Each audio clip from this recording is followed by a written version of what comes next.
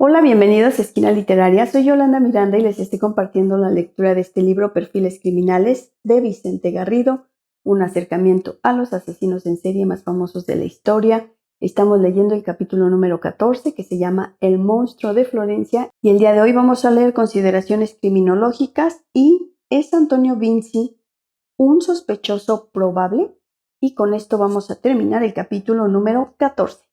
Consideraciones criminológicas. En primer lugar, parece que se trata de un solo individuo, ya que en la escena del crimen no hay evidencias de lo contrario. Es decir, cuando dos o más asesinos actúan en connivencia para cometer homicidios sexuales, suelen existir en la escena indicios de desorden y alteración, y muy probablemente un deseo de controlar a las víctimas durante más tiempo, porque hay un sadismo que se refuerza entre los asesinos, lo que incluiría muy probablemente el asalto sexual de la mujer, al menos por uno de los asesinos.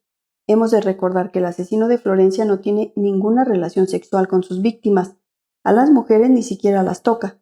Sus vestidos los rasga con el cuchillo. Junto a esto hay otros indicios relevantes que apuntan a un solo individuo.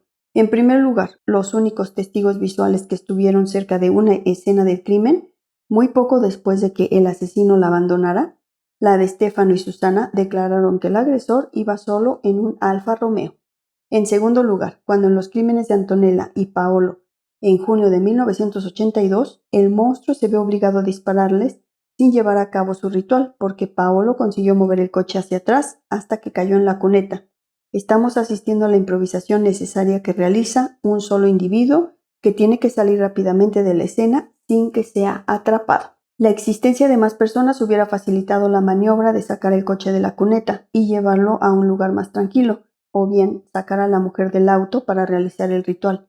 En tercer lugar, la prolongación de los crímenes en el tiempo, 11 años, con el uso de una misma arma y un mismo cuchillo, dificulta el mantenimiento de una pareja o de un grupo de asesinos en perfecta armonía.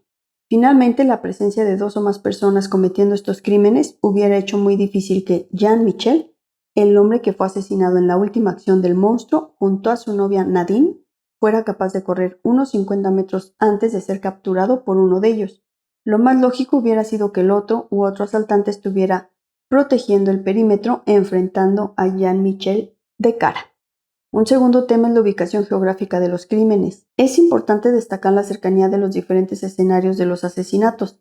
Un radio de 30 kilómetros es ciertamente una zona muy pequeña, particularmente si tenemos en cuenta que la selección de las víctimas se realiza por necesidad en zonas campestres, debido a que es en esos lugares a donde van las parejas a buscar intimidad. Así pues, estamos ante alguien que se toma la molestia de ir dando vueltas por parajes solitarios en espera de que dos jóvenes amantes aparquen en su proximidad y, por supuesto, alguien que conoce cada metro de esos bellos parajes de la Toscana. Esto último es un indicio muy revelador del extraordinario control del que hace gala el monstruo, como se puso de manifiesto durante la investigación.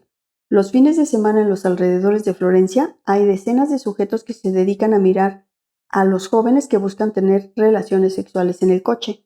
El asesino hubo de controlar, por consiguiente, no solo que la pareja estuviera aislada, sino que no hubiera terceras personas ocultas que pudieran estar observando. Este control también se evidencia por el hecho de que fue capaz de regular sus asesinatos con periodicidad anual a partir de 1982. En efecto, después de un año en el que atacó dos veces, 1981, junio y octubre, en el periodo 1982-1985, solo atacará una vez y siempre en verano, la temporada propicia para la intimidad sexual en un auto, generalmente los sábados y con la luna ofreciendo poca luz. No todos los asesinos en serie son capaces de dosificar así sus acciones. Yo diría que más bien es un hecho bastante poco usual. El que la serie acabara en 1985 señala que fue capaz de calmar su motivación homicida, por las razones que sean, porque temió ser capturado y no se atrevió a tentar más a la suerte, porque cambiaron sus circunstancias vitales y ya no le era fácil cometer los crímenes, o por otra causa. No olvidemos que existen muchos precedentes de asesinos seriales que dejaron de cometer crímenes, como el asesino de Río Verde o BTK. Este gran control nos informa de que el asesino tendría que estar bien integrado en la sociedad. Precisamente su mejor cobertura frente a la policía es pasar completamente inadvertido cuando comienza la serie de los asesinatos. En otras palabras, ser un tipo normal todos los días del año, salvo uno, es algo que puede permitirse una persona de la que nadie sospecha nada. En cambio, a un vagabundo, a un sin techo o a un delincuente profesional le resultaría más difícil que la policía no se fijara en él si existiera el más mínimo indicio que lo señalara. Por no hablar de que estas personas manifiestan generalmente un comportamiento más errático e impulsivo, poco compatible con el seguimiento rígido de un ritual, como el que se aprecia en las escenas de los crímenes del monstruo. Finalmente, todo el ritual revela ese mismo gran control. Tal como indica el informe del FBI, para el asesino es crucial ese ritual. Por eso la importancia de las conductas de la firma, extracción del genital femenino y posteriormente del seno izquierdo, exposición vergonzosa de la mujer, sustracción de un souvenir del bolso de la víctima y del modus operandi donde se mantiene un mismo cuchillo y una pistola durante los 11 años que duró la serie, y siempre un mismo proceder u orden en los actos que componen la secuencia. Las veces que no se procedió de este modo fue debido a que la conducta de las víctimas lo impidió o bien el asesino se confundió de objetivo. En este sentido, la escena del crimen de 1974 puede considerarse un borrador de las que acontecerían a partir de 1981 a la mujer. No se le extirpa la zona púbica, pero aparece con una rama de vid introducida en la vagina. Igualmente presenta hasta 97 incisiones de cuchillo, todo lo cual ya revela el odio y el deseo de humillar a la parte femenina de la pareja que anima al asesino. Como señala el informe del FBI, los hombres solo son un obstáculo que salvar. Lo que realmente quiere el asesino es matar y humillar a la mujer. El asesino de Florencia no es un sádico sexual. El sadismo exige tiempo y la conciencia de la víctima para sufrir las servicias del agresor. Por el contrario, el monstruo tirotea a las víctimas con el propósito de matarlas en el acto, cuando posteriormente las acuchilla. Es más un acto de ira que de sadismo, puesto que él espera que estén muertas. Téngase presente que suele disparar 3 o más veces a cada miembro de la pareja, que alguna sobrevive a los disparos y resulta muerta finalmente por la acción del cuchillo. Esa no es la intención inicial del asesino. ¿Es Antonio Vinci un sospechoso probable? Para Douglas Preston y Mario Spezi, sin duda lo es. Spezi compara el perfil del FBI con los hechos conocidos acerca de la vida del hijo de Salvatore Vinci, y el resultado es ciertamente impresionante. Antonio Vinci se ausentó de Florencia en 1974 y regresó a finales de 1980, medio año antes de que comenzara de nuevo la serie de crímenes. En los 7 años en que estuvo ausente de Florencia, Vinci vivía con su tía. Entre 1982 y 1985 estuvo casado, pero el matrimonio fue posteriormente anulado por no haberse consumado. Por otra parte, este hombre se ofreció a los policías como informante, lo cual se relaciona con el deseo de estar en contacto o manipular la investigación de la que hablaba el informe. Igualmente, el informe del FBI señalaba la existencia de antecedentes en delitos menores como incendio y robo, pero no delitos graves de violencia. Antonio Vinci tiene antecedentes penales por posesión ilícita de armas, incendio, allanamiento de morada y robo de coches. Un punto importante es que Vinci formaba parte de la familia que muy probablemente controlaba el arma empleada en el doble crimen de 1968.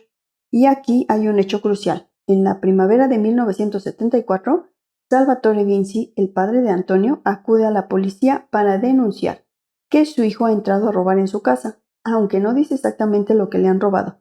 Spezi cree que Salvatore se estaba protegiendo las espaldas por si algún día se descubría que su pistola estaba relacionada con algún delito.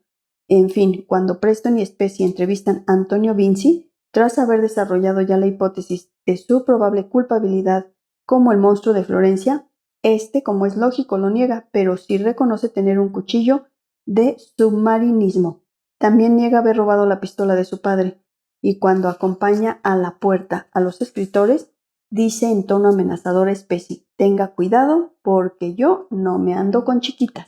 El inconveniente más grave de la tesis de Antonio Vinci como responsable de los asesinatos del monstruo es la edad de cuando se cometieron los crímenes de 1974, ya que solo tenía 15 años, a pesar de que Spezi menciona en su libro con Preston que muchos asesinos en serie comienzan a una edad sorprendentemente temprana. Lo cierto es que no hay tantos como parece indicar esa frase. Lo normal es empezar a matar pasados los 20 años. No obstante, un apoyo para esta teoría del inicio temprano, en este caso, es que Antonio Vinci provenía de un entorno violento ya desde la cuna, y eso podría explicar una decisión criminal tan precoz. Por otra parte, también encaja el hecho de que los asesinatos de 1974 pudieran contemplarse como un borrador de los crímenes posteriores cuando regresa a Florencia. 7 años después, Vinci es ya un hombre y puede progresar hacia una fantasía homicida mucho más consolidada, procediendo a la extirpación de la zona púbica de la mujer. Y con esto terminamos el capítulo número 14 de este libro, Perfiles Criminales de Vicente Garrido, un acercamiento a los asesinos en serie más famosos de la historia. Los espero el próximo martes, vamos a dar inicio al capítulo número 15, Los Ángeles de la Muerte. Muchas gracias por escuchar.